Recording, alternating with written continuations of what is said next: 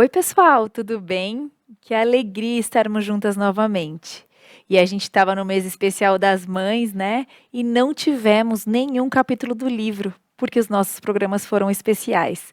A gente espera que vocês tenham gostado, aproveitado os temas que a gente escolheu para esse mês que passou tão especial para nós. E voltamos hoje com o capítulo 7 do livro. Um tema bastante, como eu diria, influenciador para as nossas vidas, né? Que a gente vai conversar aqui hoje. Mas antes, como vocês sabem, eu quero lembrar vocês do nosso Instagram, que é o @maternidadenareal.ipptv, e o nosso e-mail, que é o maternidadenareal@ippinheiros.org.br. E como hoje é capítulo do livro, a gente tem o nosso quadro Anota Aí. Pode rodar o quadro. Olá, eu sou Sueli Couto e a dica de hoje é sobre saúde, check-up preventivo. Você já fez o seu? E quem vai nos falar de uma forma muito clara sobre o assunto é Roberta Grabert, médica, ginecologista e obstetra.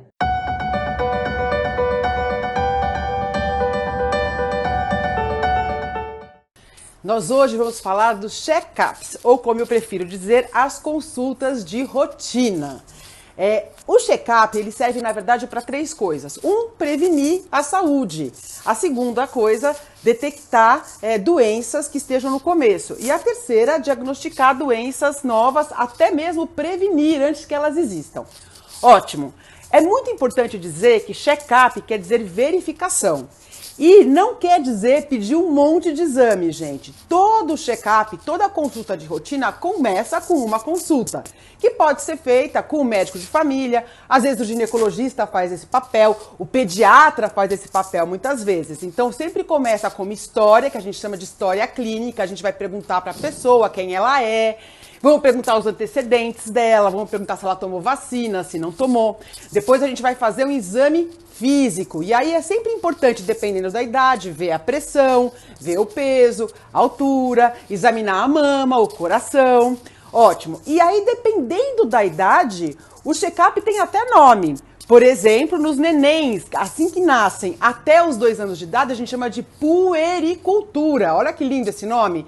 E aí, sabe de quanto em quanto tempo é a consulta?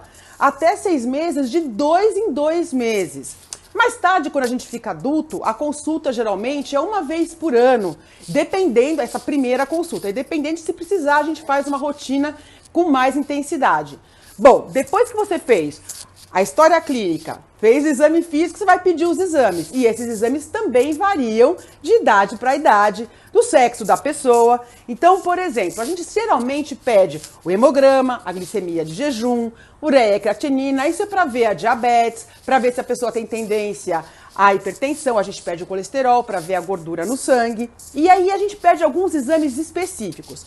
É muito importante fazer o exame colpocitologia oncótica ou exame preventivo ou de Papa Nicolau, para prevenir o câncer de colo de útero. E depois dos 40, toda mulher tem que fazer a mamografia além do Papa Nicolau. Para os homens é importantíssimo que eles vão ao médico e façam os seus exames de check-up para o câncer de próstata. E aí o exame mais importante é o toque retal e junto com o toque a gente tem os outros exames chamados PSA. Mas o mais importante para os meninos é fazer esse toque lá com o médico a partir dos 40 anos.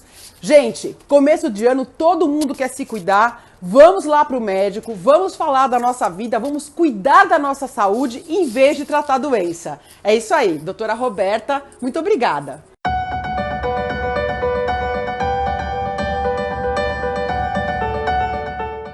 Muito obrigada, Su. Dicas muito importantes, meninas. Corram para fazer o check-up de vocês se vocês ainda não fizeram o check-up desse ano. E hoje, aqui na nossa roda, estamos eu, Elza, Rafa e B, para falar sobre esse assunto tão importante, que é sobre influenciar ou ser influenciado, que está no capítulo 7. E eu acho que a profissão do momento hoje é o influencer digital, não é mesmo, meninas? E eu fui buscar nos sites e nos blogs, o que um influencer digital faz? Deixa eu ler aqui para vocês. Olha, é um usuário de redes sociais que sedimentou sua credibilidade em uma indústria específica. Influenciadores digitais têm um grande público e podem persuadi-lo através da sua autenticidade e seu alcance. Segundo Helena Custódio, que é uma influenciadora, ela disse para o Correio Paulista: um influenciador não é um vendedor. Eles aumentam o alcance da sua marca, mas não vendem produtos. E como a gente faz para se tornar um influenciador? Segundo o site Dinamize, você precisa escolher um nicho, criar um conteúdo de valor, interagir e incentivar com interação, ter um Media Kit, que eu entendi que é um portfólio, e, por fim, interagir com outros influencers. É muito provável que os nossos filhos sigam influenciadores digitais, queiram ser influenciadores digitais, mas o que isso vai mudar na vida deles, né? Quem eles precisam seguir? Quem precisa influenciar a vida deles? Como é que está isso lá no capítulo 7 do livro, Elza? Como é que elas abrem? Então, no capítulo 7, ela trouxe aí um outro tema super relevante, né? Ela abre o livro lá falando da graça, e a gente fica querendo a lei, né? Depois, mais para frente, ela explica também que o fato de você agir com graça, você também corrige, você também educa, né? E agora ela traz essa novidade aí, de quão influenciadores nós somos e quão influenciáveis nossos filhos podem ser por outras pessoas, né? E isso me chocou, porque me pareceu aqui quase uma avaliação, né? Porque meu filho vai fazer uma escolha, né? De influenciar ou de ser influenciado. Parece que vai avaliar minha maternidade, assim, isso, né? Então, e isso aí agita a mãe nesse sentido, e ela quer aquela listinha. Porque a gente que é crente, parece que só a gente que passa por isso, né, gente? Mas está todo mundo nessa dúvida. A gente quer aquela listinha. Gente, vai ter festa junina na escola. Meu filho vai. Vai ter uma distribuição de doce aqui no Halloween. Desce, não desce, bateram na porta. Abre a porta, deixa pegar o doce. E assim... E essa fantasia pode pintar o cabelo? Pode. Até que cor que pode, né? Que corte que pode? Brinco, tatuagem, música. Então, a gente fica num desespero de que as coisas externas influenciem nossos filhos, né? E a gente se perde porque eu sei que o externo tem, sim, uma influência, mas a ideia é que ele se relacione com esse externo, né? E saiba aprender com isso. Porque senão você cai naquilo. Eu não exponho meu filho a nada, mas também meu filho também não influencia, como a Liz falou, nada daquilo que eu estou ensinando. E pior ainda, né? Depois pode cair naquela armadilha facinho, né? Dele se encaixar ali no esquema e ficar tipo paisagem, né? Um influenciador digital, como a Liz falou, ele é alguém que é visto como autêntico, alguém que traz um conteúdo que interessa, né? Ele fala de coisas legais e ele forma o quê? Seguidores. Então, as pessoas conversam, compartilham o assunto que aquela pessoa trouxe ali, né? E isso me lembrou alguém, me lembrou uma história, lembra para vocês também, né? Alguém que não é um influenciador, não é só um influenciador, mas ele tem um poder transformador, né? Alguém que não forma só seguidores, ele forma discípulos. Então, assim, parece novo essa ideia, né, do influenciador digital, mas ela é tão bíblica, ela é tão antiga, né? Tem seguidores, né? Então, assim, e assim, como as pessoas gostam mesmo do conteúdo, como elas ficam maravilhadas e tal. E Jesus é isso, o Evangelho é isso, né? E aí eu fico pensando assim, lá em Neemias, eu até anotei aqui, Neemias 8:10 fala, porque a alegria do Senhor é a nossa força. Eu fiquei pensando, gente, olha, somente aquilo que alegra a Deus nos fortalece. Então, como que eu vou ajudar o meu filho nessa questão da influência digital, dele escolher, né, ser influenciado por isso, por aquilo. Alegria, a gente, quando alegra o Senhor, tem uma força, e uma força fortalecedora. Eu gostei disso aqui, ó. A ideia não é que a gente valorize, que a gente incentive essa influência digital, mas que a gente saiba lidar com que os pais possam ser um influencer da digital de Cristo nos nossos filhos, né? A ideia de você estar formando alguém com o caráter de Cristo. E é bom para mim falar sobre isso, porque os meus filhos já estão adultos. Mas agora, né, Rafa, a gente até estava conversando um pouco antes do programa começar. Eu falei que bálsamo que foi para mim ler esse capítulo. Eu já comentei aqui em outros programas e com vocês que eu tenho vivido um pouco essa fase, começando a entrar nessa fase com meu filho mais velho, que tem 9 anos, e de verdade, não é fácil, assim, são dúvidas que se tivesse uma listinha era mais fácil, um gabarito, né? O que eu estava conversando com a Tia Elza quando a gente estava antes de começar a gravar.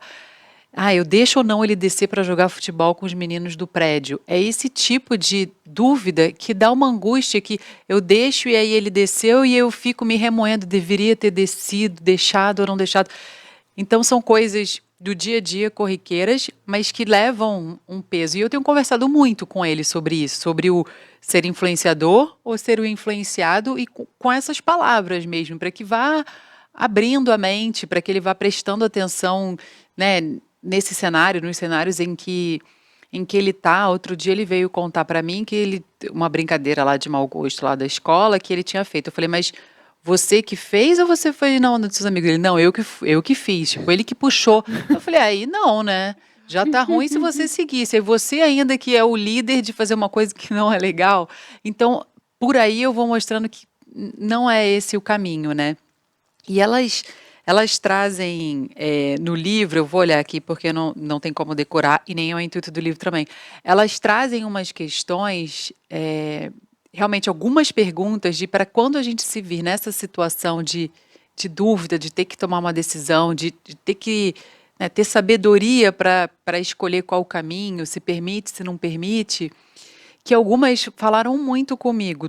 Tem várias, e o objetivo do livro não é assustar ninguém, gente, nem decorar, porque nem tem como, mas é ir reformulando um pouco a maneira como a gente lida com essas situações. Eu separei algumas aqui, que é diante dessas situações, né, o que o Evangelho me ensina sobre isso? Onde eu encontro Deus nessa situação? Será que tem alguma influência do inimigo aqui nessa decisão que eu vou tomar? E aí, duas que falaram muito comigo. Em que ou quem eu estou crendo quando eu permito ou quando eu proíbo algo? Né? A minha decisão, ela tem Deus como referência ou ela tem algo ou alguém? Porque muitas vezes a gente proíbe ou deixa pensando no que vão achar de mim como mãe, né? O que vão achar do meu filho, o que vão entender, o que vão ler da minha maternidade com essa decisão, e desassocio do Evangelho, desassocio do que Deus pensa a respeito disso, fala a respeito disso. Então, não tem a fórmula pronta, né, Bê? Não tem o gabarito ali, a listinha que nós gostaríamos, mas não existe. Mas saber que tem o Espírito Santo que vai nos discernindo, dá um fôlego e uma coragem. E eu gostei muito dessas reflexões que o livro trouxe, dessas insights, assim, né? Para a gente ter nesses momentos de dúvida, volta para a palavra, volta para o Evangelho e ver em que eu estou me baseando para tomar essa decisão, né? Sim. E eu achei interessante também no livro que tem uma parte lá que ela fala sobre a angústia que a gente tem porque nós estamos diante de diversas opiniões bombardeando a nossa mente na hora que a gente tem que tomar uma decisão dessas em relação ao nosso filho. Então, são várias opiniões, várias pessoas, vários pensamentos, né? Hoje, muita informação aí disponível, né? E eu achei interessante que ela fala de que Paulo, quando ele escreve aos Efésios e aos Colossenses, ele está escrevendo para pessoas que viviam num cenário assim horrível de idolatria, feitiçaria, aborto, crimes. Era um ambiente hostil para qualquer adulto, que dirá para criança. Mas Paulo, não, quando ele escreve justamente para dar orientação aos pais, ele não fala em nenhum momento, olha, tira logo os seus filhos desse cenário, foge para uma cidade, né, que é mais ou menos o que a gente quer fazer com os nossos filhos, a gente quer colocar numa redoma, né? E não vai, não vai com essa pessoa, fica aqui, não pode isso, não pode aquilo, e a gente põe numa redoma justamente para proteger, né? E Paulo, em nenhum momento ele fala isso. Ele dá orientações, né? Crie na disciplina de administração do Senhor, filhos obedeçam aos pais, pais não provoquem seus filhos a ira, mas ele não fala de tirar os filhos daquele cenário hostil e levar para um cenário mais tranquilo, mais sossegado, onde eu pudesse criar o filho com mais paz, né? E fazer aqueles ensinamentos. E lá na frente, então, eu poderia eventualmente soltá-los, né? O que Paulo fala assim que é mais ou menos assim relacionado a esse assunto, ele fala: não se coloque em julgo desigual com o incrédulo. E a gente atribui muito isso ao casamento, tá, a união, né, de homem com mulher. Mas as autoras, elas chamaram atenção também para isso, que não é bem isso que Paulo queria dizer. Ele está se referindo aí a pessoas que se diziam crentes, estavam inseridas no contexto da igreja e eram rebeldes à autoridade de Cristo, né, e dos apóstolos. Então ele diz: não se reúnam com a criança, se você é criança ou adulto, não se ponha em julgo, ou seja, não se junta com essas pessoas para se rebelar contra a autoridade de Cristo, né? Então, achei muito interessante isso, porque diante desse bombardeio de opiniões e aquela tendência nossa legalista de colocar numa redoma, né, e dizer, não ouve isso, não vai. Então, Paulo, né, a Bíblia não dá esse tipo de orientação num ambiente talvez até mais hostil do que a gente vive hoje, né? E é interessante que a gente vendo isso e vendo como as autoras colocaram, a gente lembra de Jesus, né? Quando Jesus veio, né, Deus mandou o filho em forma de homem, ele não mandou o filho em forma de homem e pegou todos os santos, vamos lá, todo mundo está aqui, você vai ensinar os santos. Não, ele mandou Jesus para essa confusão que é o nosso mundo, do jeito que ela está aqui hoje, com crentes, com incrédulos, com pessoas menos piores e piores, porque ninguém é bom, né? Deus, ele na sua perfeita santidade, veio aqui para o nosso mundo perfeitamente pecaminoso, né? Porque, acho que até já falei em outros programas, uma coisa que a gente sabe fazer bem é pecar. Né? Fazer o bem é muito difícil, mas pecar a gente faz no estalar de dedos, não precisa nem levantar. Só no pensamento a gente já está pecando, né? E lá em Romanos, no Romanos 12:2 fala assim, que a gente precisa transformar a nossa mente, né? Que a gente não seja influenciado pelo mundo, né? Que a gente permita que Cristo transforme a nossa mente. E ele veio aqui para mostrar que é possível. Né? Que às vezes a gente fica achando que é impossível o meu filho ir no futebol, que só tem menino descrente, e ser luz ali. Não é possível, porque não é ele. Ele vai com Cristo. Né? Se a gente olhasse para Davi, quando ele foi enfrentar Golias, que é o que aquele exército inteiro falou, não é possível. Imagina, você com uma pedra, impossível. Né? E é muito engraçado que essa história chama muito a atenção das crianças, né? Que é um herói, ele é pequeno. E eu sempre enfatizo isso para o Rafa. Com Deus, você é maior do que qualquer gigante. Então, nosso filho, com Deus, com a convicção certa, baseado na palavra, ele derruba aquele time inteiro. Né? Porque a palavra de Deus não é ele. Não é mesmo? Então, Lisa, eu estava lembrando, né? A gente, se você passear assim pela Bíblia, você vai ver que era um problema lá para o povo de Deus quando eles queriam ficar, quando eles queriam se separar. Sim. Né? Porque a gente tem o ID, né? E a ideia de Deus é que o Evangelho se esparrame. E ouvindo a B falar nessa redoma, eu já tive, tá, gente, esse tempo de pôr na redoma, não fica só aqui comigo, na minha casa. Gente, eu sou referência. Em mim não habito mal. Dentro da minha casa, fechado comigo, eu garanto que os meus filhos não vão aprender um comportamento pecaminoso. tem como, né? Sim. Então, assim, a gente começa a achar que a gente é suficiente para aquilo. E aí você isola, né? E aí, olha, quando você... Lá na Bíblia, a ideia é que se você se isola, se você se fecha ali com o Evangelho, né? A gente sabe, né? A água é uma fonte de vida, né? E a água parada é uma água com problema, né? Porque ela vira fonte de morte, né? Só doença e tal. O Evangelho, ele é um rio que tem que caminhar.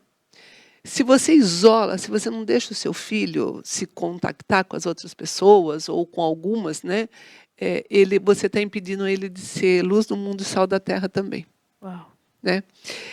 E voltando lá em Neemias 8:10, eu vou ler o versículo inteiro que fez muito sentido para mim nisso. Ó. Disse-lhes mais: ide e comei as gorduras e bebei as doçuras, e enviai porções aos que não têm nada preparado para si. Porque esse dia é consagrado ao nosso Senhor, portanto não vos entristeçais, porque a alegria do Senhor é a vossa força. Enviai porções aos que não têm nada preparado para si. Os nossos filhos podem ser essa porção do Evangelho para o incrédulo, né?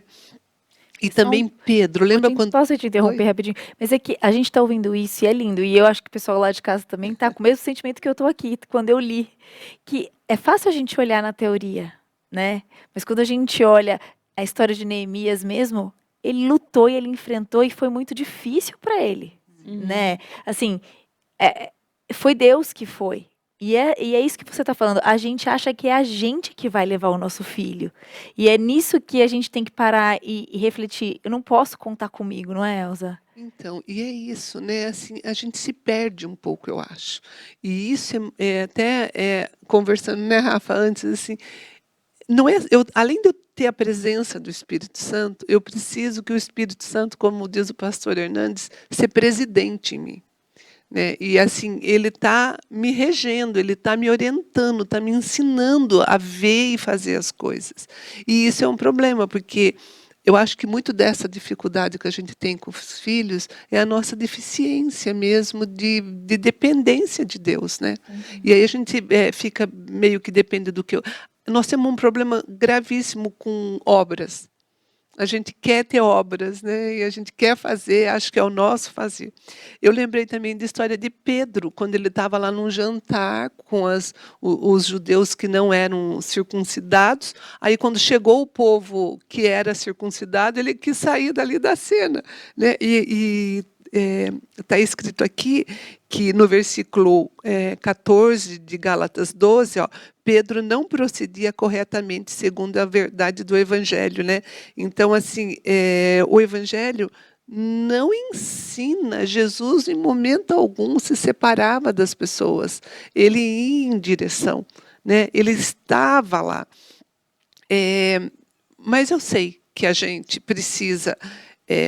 a gente tem que cuidar do filho, principalmente um filho pequeno, ou adolescente. O filho adulto, você já não tem mais esse poder de permitir ou não. Mas você imagina que você já preparou ele, porque o tempo todo ele vai ter que estar discernindo as coisas. Né? Então, assim, a gente tem medo de expor o filho. Medo. Deus nunca trabalha com a gente através do medo. Tudo que é fruto de medo, temor a Deus é outra coisa, mas tudo que é fruto de medo é o meu reino, é a minha força que eu sei que não é a força do meu braço, que eu sei que eu canso, que é humana, que eu não vou. Então, assim, a gente precisa estar lá com os filhos, acompanhando, vivendo os relacionamentos dentro e fora da igreja, tá, gente? Não se iludam, né? Que, meu filho está num circuito de igreja, então eu não preciso cuidar. Mas, assim, o que eu acho que vale a pena você cuidar? A maneira que os seus filhos estão respondendo aos estímulos. Porque aí, o que ele está respondendo é o que entrou. Né? E aí, precisa estar lá, né, Rafa? Na hora de dormir, na hora de comer, conversando. Porque o que a gente está falando aqui também não é largar os filhos, né, sem nenhuma supervisão. Sim. Ensinei e tchau, né, mas comigo já fiz a minha parte. Né? Essa essa observação, é um trabalho ali ininterrupto de olhar com quem tá, o que está falando, o que está vendo, o que ouviu, quem são os amigos, o que os amigos estão dizendo, como isso está, como é que esse estímulo, né, tá tocando o coraçãozinho, a mente. Então, mas, Rafa, você falou e falou pontualmente, mas olha como a gente faz isso. Quantas vezes a gente fala, eu já não disse? Como se fosse suficiente, não é? Exato. Como se uma vez fosse, bastasse. Imagina se Deus falasse isso pra gente. Desse Falei jeito. isso, voltou nesse ponto. Exato. Então não é deixar, mas é tá ali sempre perto. Só que um ponto que você comentou, Tia, que esses relacionamentos fora que eles tenham no futebol, na escola, é um campo missionário para eles, né? Talvez eles sejam a única criança, o único adolescente que aquele incrédulo vai conviver. Outro dia eu falei isso pro Davi. Eu falei, talvez você seja a única criança que tem essa fé na sua sala. Né? Então, é o único canal ali que o evangelho pode ser espalhado. Então, eles têm que ter essa consciência de por onde você for, o perfume de Cristo tem que ser espalhado através da sua vida, né? Sim. Eu acho que conhecer isso, elas colocam isso como uma dica preciosa, conhecer o filho, acompanhar o nível de maturidade dele, ele está pronto para lidar com essa situação. Não posso expor o meu filho se ele não está pronto ainda para isso, né? Então, a responsabilidade dos pais de conhecer, né? De conhecer os amigos, amar os amigos dos filhos também, né?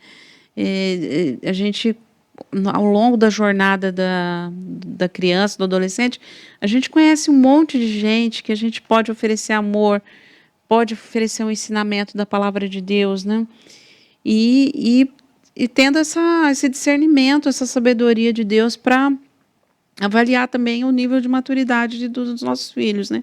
Sexta-feira eu ouvi um depoimento de uma pessoa do meu grupo de pastoreio, ela contou com lágrimas, assim, que ela tinha raiva de crente, não queria ter amizade com crente, mas sempre Deus colocava famílias que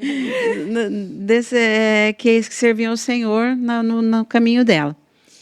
E ela até contou uma história engraçada, que ela falou que ela ia para a casa da avó dela, mas na casa da avó dela não tinha piscina. Então, eles iam tudo nadar na piscina dos que eram crentes, achavam ruim, né? Mas estavam lá na casa do crente. Por exemplo, ela falava alguma coisa que o pessoal não gostava, o pessoal falava, não fala isso aqui, isso não é legal, tal, né? E ela não ficava... assim, não gostava, né, mas estava ali, sempre naquele ambiente. E uma coisa que ela percebeu, que as pessoas tinham muita paciência e oravam por ela e falavam que estavam orando por ela e tinham muita paciência. Até que chegou um dia depois de adulta, né, ela se converteu, ela serve na nossa igreja. Então, olha o trabalho que algum pai, alguma mãe fez ali, né, para acolher os amigos, para nadar lá na piscina, para estar junto com os filhos, né? Então, acolheu aquele amigo que, teoricamente, poderia influenciar negativamente, né? Mas não, essa família acolheu, orou, falou que estava orando, né? Comunicou o evangelho para aquela menina e ela um dia veio conhecer o Senhor, né? Hoje ela serve o Senhor. Então, olha só como que Deus pode nos usar, né? Mas é lógico que a gente precisa, né, uma coisa que eles alertam aqui no livro, que elas alertam, conheça teu filho, acompanhe o nível de maturidade dele e vai colocando, vai permitindo a exposição na medida em que você percebe, né, que ele está pronto para isso, né? Porque hoje tem inúmeras coisas que chamam a atenção dos nossos filhos, né? Se a gente for para a internet, vai para esses streamings, hoje está tudo disponível, né? É muito fácil eles descobrirem quem é, o que essa pessoa faz, o que essa pessoa fala. Esses dias em casa, o Rafael virou para mim e falou assim, mãe, é legal isso. Eu falei, isso o quê? Esse Lucas Neto. Eu falei, mas quem te apresentou isso aí? Eu nunca ouvi falar. Ah, meu amigo levou um livro na escola, a professora leu. Eu falei, nossa, eu nem sei o que esse cara fala. não tenho a mínima ideia de quem ele seja. E ele tá me falando que esse cara é legal. Então, assim, é uma porta aberta e um número de coisas que a gente nem imagina. Mas uma coisa que a gente precisa, que elas trazem, que está lá no apêndice do livro, é que existe uma única história realmente boa. E é essa que os nossos filhos precisam conhecer. E eu queria chamar o vídeo dessa única história realmente boa. Pode rodar o vídeo. Era uma vez, há muito tempo atrás, um rei que vivia muito feliz no seu reino. Ele tinha um filho, o seu filho amado, que também vivia muito feliz. Aliás, todas as pessoas daquele lugar eram felizes, tinham paz, havia igualdade e não tinha injustiça. Um dia, o rei falou para o seu filho: "Filho, você precisa achar uma noiva." O filho gostou da ideia, então os dois bolaram um plano. O filho saiu do seu reino, deixou tudo o que tinha para trás em busca da sua noiva. Lá, ele não queria se parecer como um príncipe, apresentar poderes, apresentar riqueza, até porque a sua noiva poderia se sentir intimidada, não é mesmo? Então, deixou suas vestes reais, todo o seu poder, e foi, simples, com roupas simples, viver naquela terra em busca da sua noiva. Lá as pessoas eram oprimidas, havia um maligno que vivia sobre elas, causando muita dor, sofrimento. As pessoas gostavam muito de conversar com o príncipe, não o reconheciam, mas gostavam muito de estar junto com ele.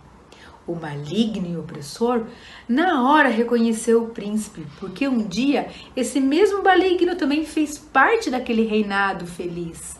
E por ser tão invejoso, injusto e malvado, ele foi banido do reino.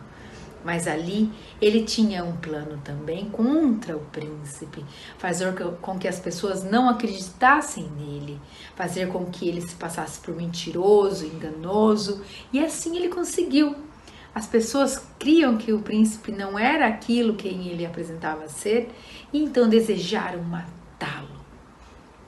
Mas o príncipe amava a sua noiva de uma forma tão grande que ele decidiu se entregar por ela, sofrer como ela sofreu, passar pelo que ela passou e assim demonstrar o seu grande amor.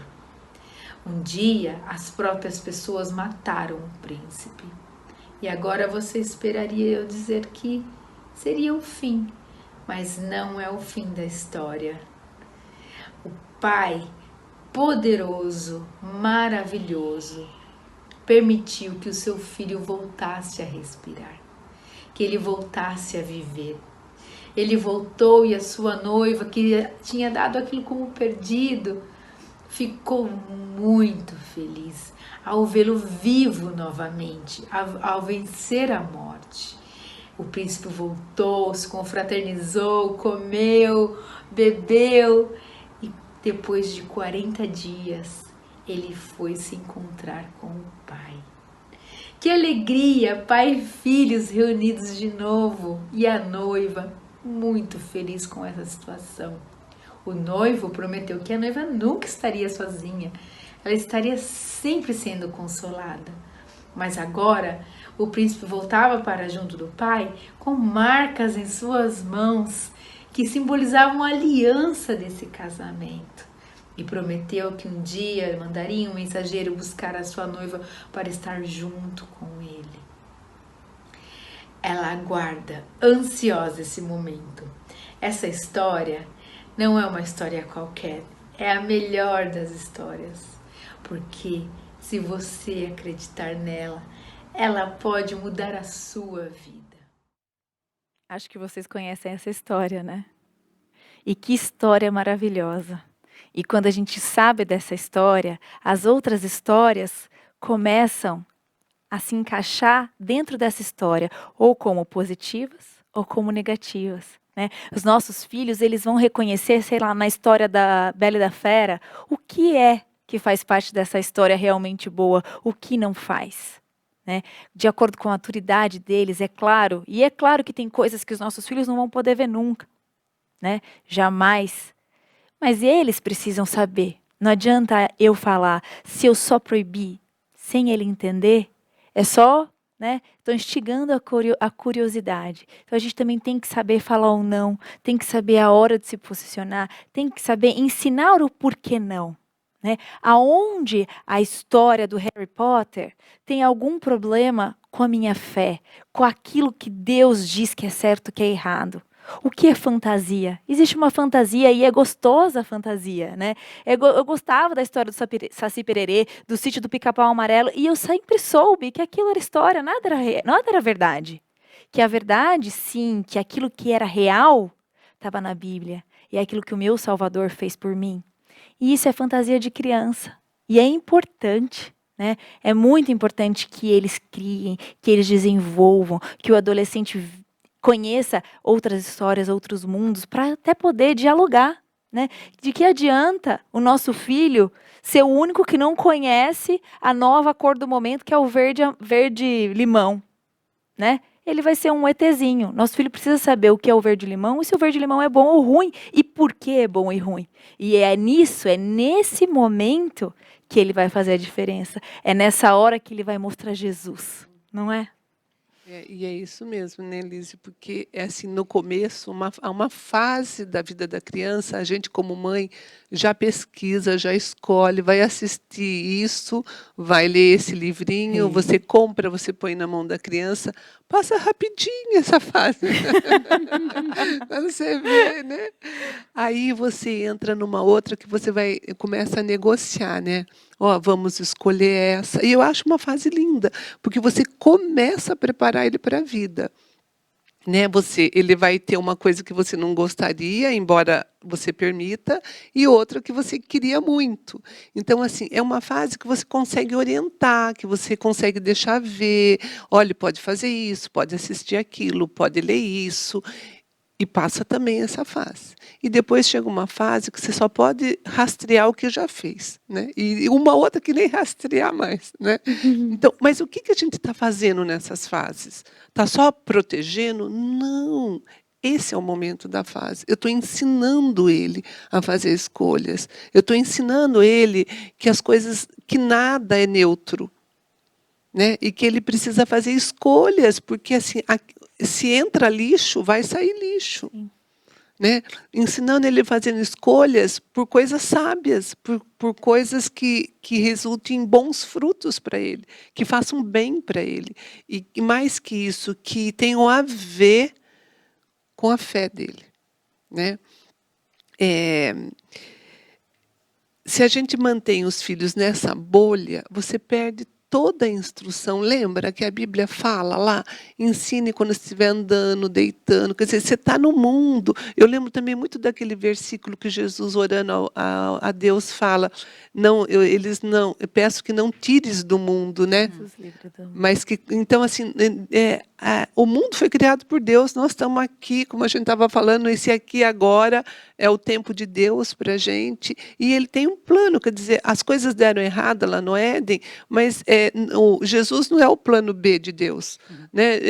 Jesus já viria, o Espírito Santo já veio, então nós temos essa tranquilidade. Eu penso muito também que, por vezes, chega a ser até um orgulho da gente. Ai, meu filho não vai se relacionar com essa outra criança. Às vezes, é até isso que você falou, né, Rafa? O seu filho que acaba trazendo uma ideia que não estava no grupo ali. Né? Então, a nossa ideia é que você possa acompanhar, porque o que a gente vai esperar do filho? O que o nosso filho é? Pecador. Biblicamente, pecador. Então, não é que você vai desejar ou esperar o pecado dele, mas ele vai pecar. E você tem que ter essa paz no coração, essa certeza que o Senhor é sobre ele e vai te ajudar. E você vai fazer a sua parte. Qual é a nossa parte? É ensinar, é alertar, é contar essa história da qual ele faz parte, né? Trazer ele para esse estado. Ó, eu mesmo tenho uma história, né, que eu agi de uma maneira que não foi boa. na época do Harry Potter, né? O meu filho mais novo, o Murilo, foi a fase dele. E ele gostava, e ele queria comprar a série. E eu falava, imagine que eu, mamãe cristã, vou comprar a série do Harry Potter para esse menino? Ah, mas não vou. Bom, ganhou um dinheirinho de aniversário da avó.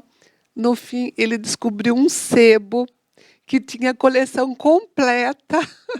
E o dinheirinho que a avó deu dava para comprar, porque na época os livros eram caros, né? Ia saindo assim por numeração. O menino leu tudo e eu fiquei, e agora? Eu faço o quê?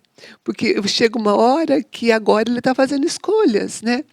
Aí vai lá eu estudar, eu ver. Eu fui na igreja, tinha um livro que fazia um paralelo, isso que você falou, Lise, que mostrava ali o Harry Potter daquele jeito, que a gente podia ver de Cristo, que podia questionar, aonde deturpava a ideia, né, que não seria boa para ele. E aí fui lá eu aprender tudo isso e ver.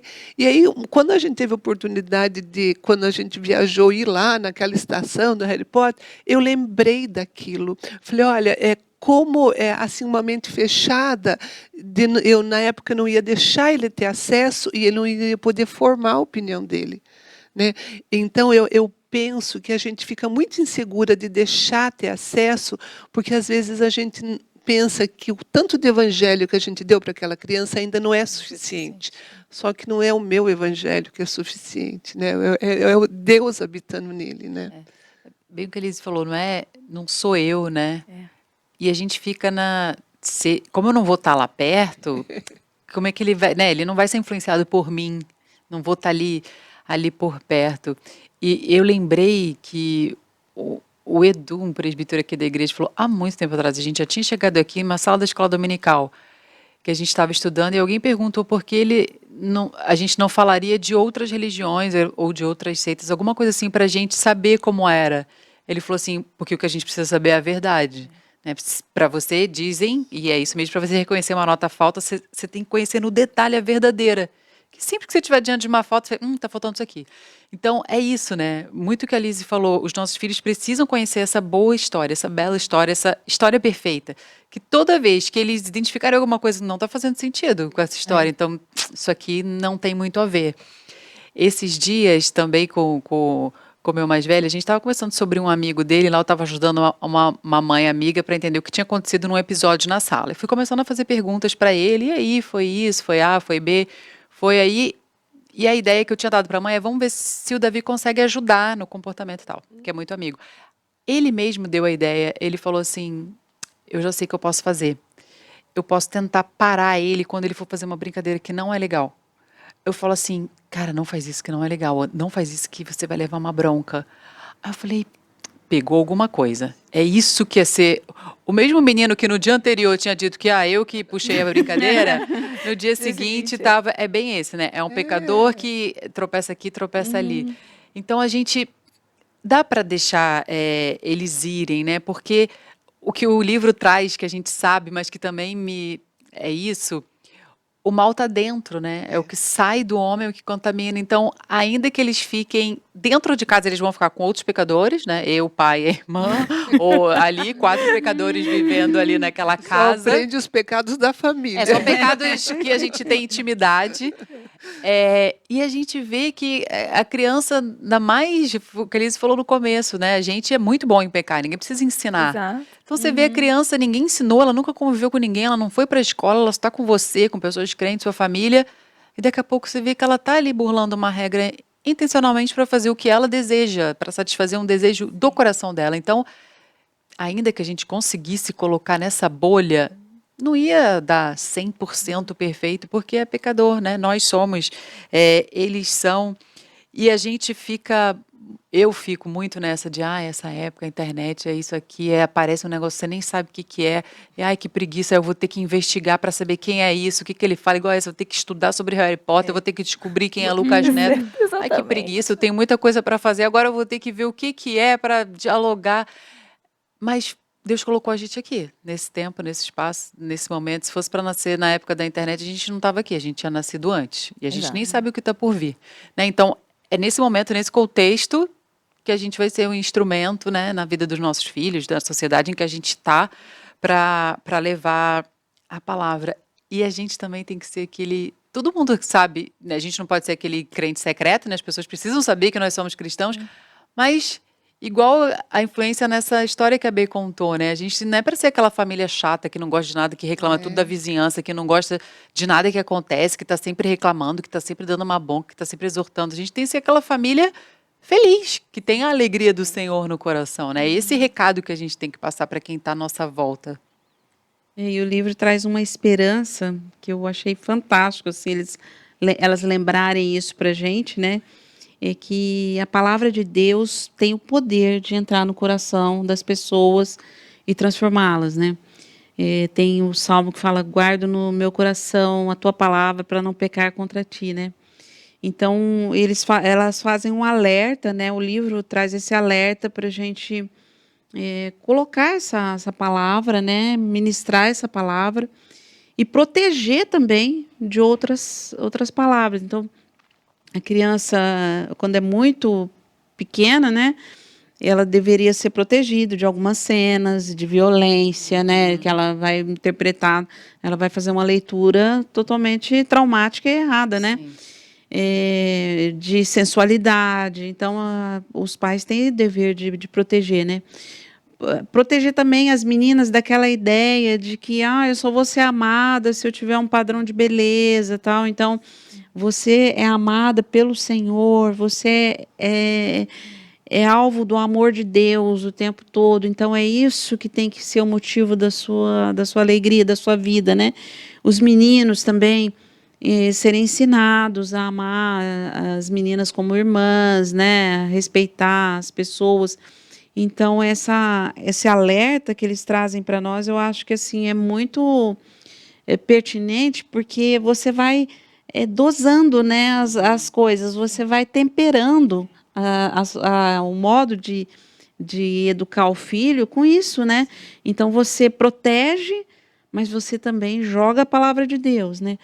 A Bíblia fala que o Evangelho é o poder de Deus, né? Então, é tudo que a gente precisa, é o poder de Deus, né? Para educar os nossos filhos. É bem isso mesmo. E eu vou interromper o nosso papo um pouquinho para chamar um quadro. O nosso quadro 3 Perguntas, que tem tudo a ver com o que a gente está falando aqui no livro, né? Que são 3 perguntas das fases que os nossos filhos estão vivendo. Pode rodar o quadro.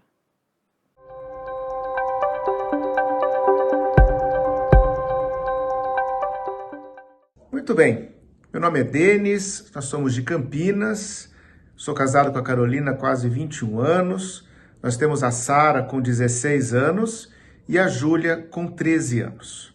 Agora nós vamos ponderar um pouco sobre as questões que nos foram apresentadas. O que é mais gostoso nessa fase? Bom, com as meninas nessa fase, o que é mais gostoso é o companheirismo.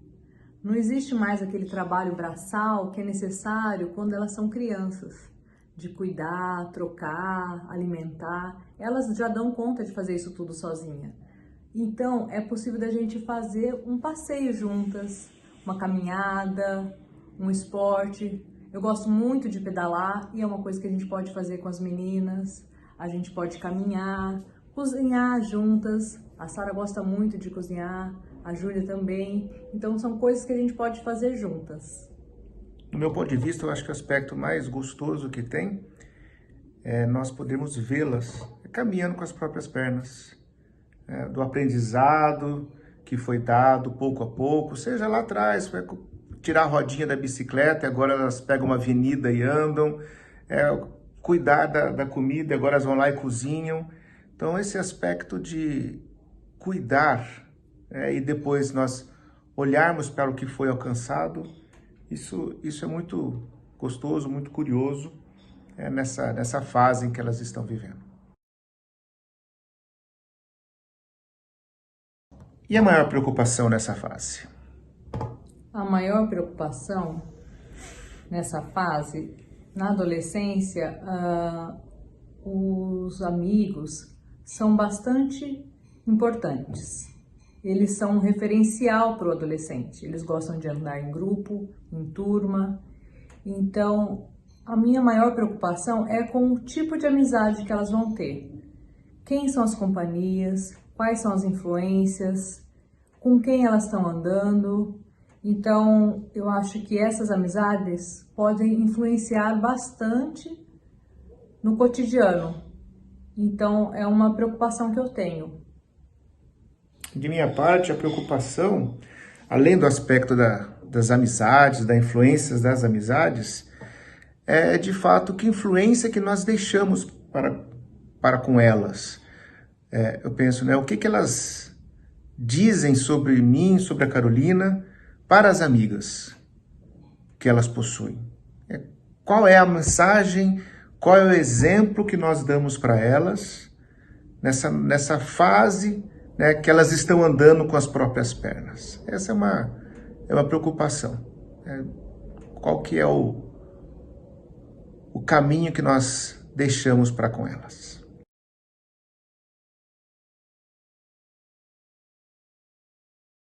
E o terceiro momento, qual que é o maior desafio? O maior desafio é saber lidar com essa etapa, que ela é tão peculiar.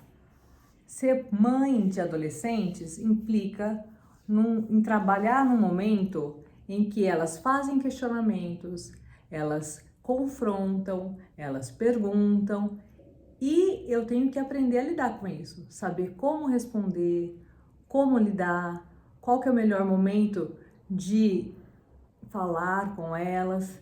Então, esse é o maior desafio para mim, saber lidar com essa fase que é a adolescência.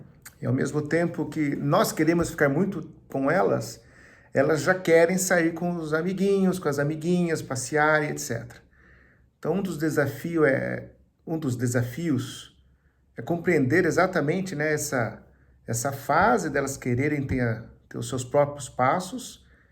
Igualmente, eu e a Carolina, como que nós podemos cuidar do nosso relacionamento enfrentando essa nova fase, né, das meninas quererem sair com as amigas, e o que nós podemos fazer juntos, né, exatamente para manter o nosso relacionamento, manter o nosso cuidado recíproco, as nossas atividades comuns. Esse é um desafio que se mostra no meu entender também.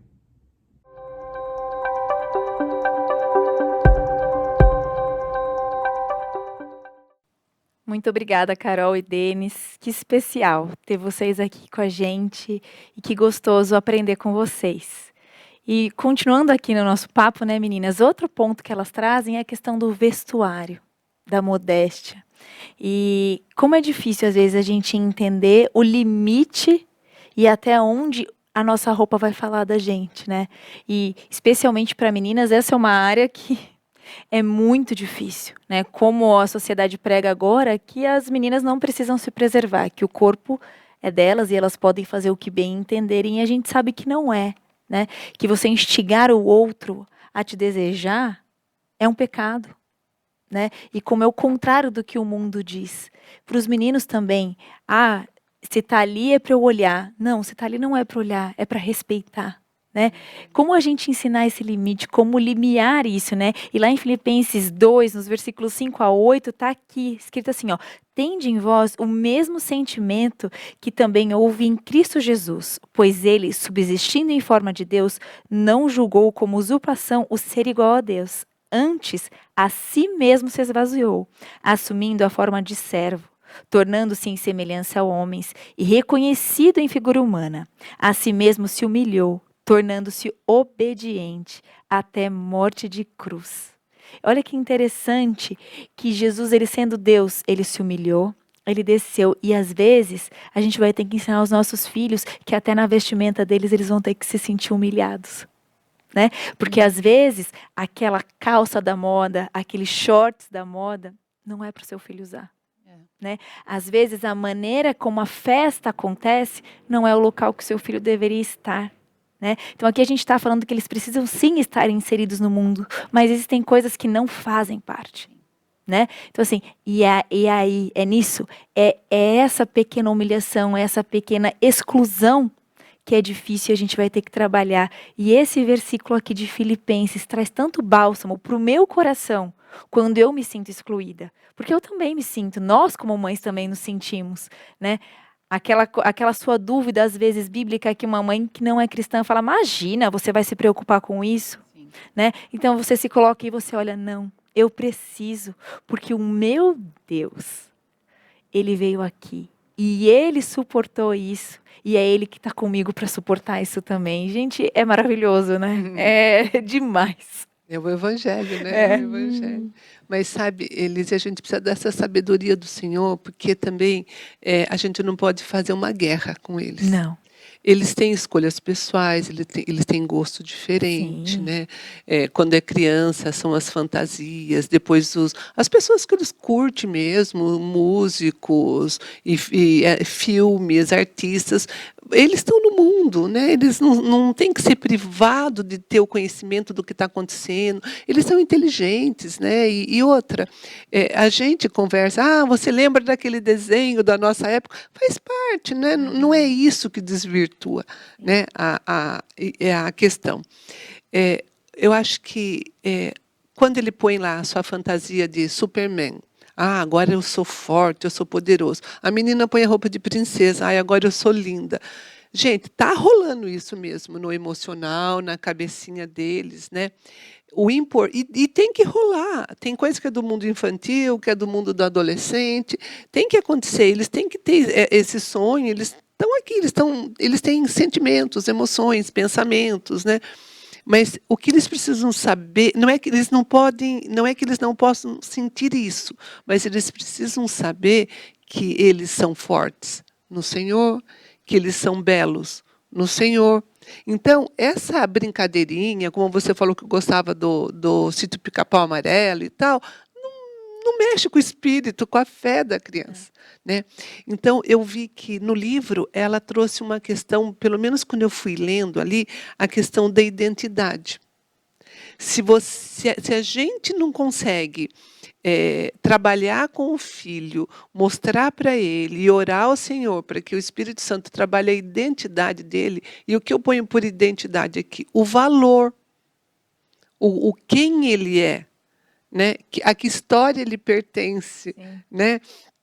E porque chega uma época da vida que as escolhas dos nossos filhos acabam nem sendo porque eles realmente querem aquilo.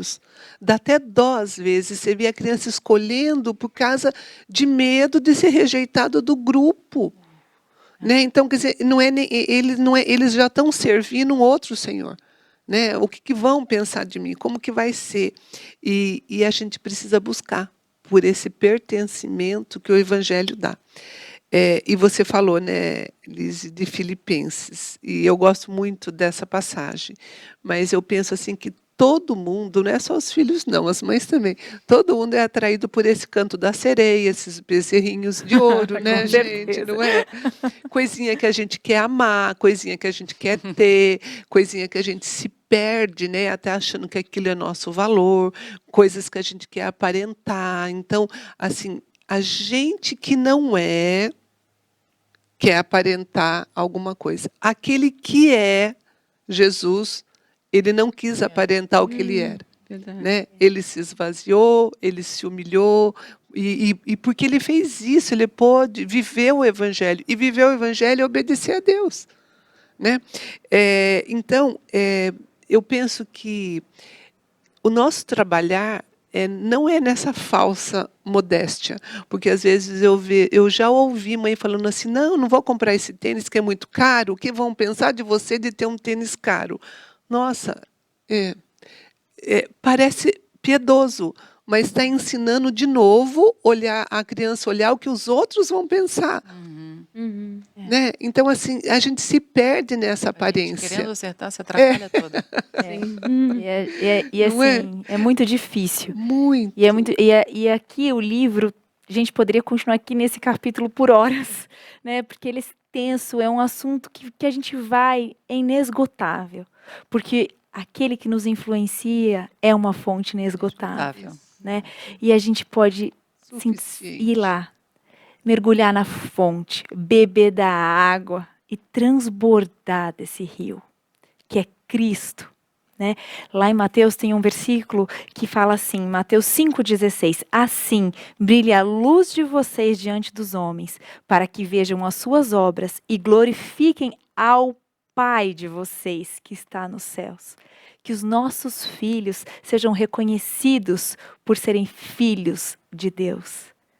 Que eles sejam reconhecidos pelas obras que glorificam a Deus. Que nós consigamos, dentro de casa, viver o Evangelho. E é dessa maneira que a gente vai influenciar os nossos filhos. Porque é um belo lugar na graça de Deus para a maternidade. E que delícia e que bênção é descansar nisso, não é mesmo? Um beijo, até o próximo programa. Tchau, pessoal!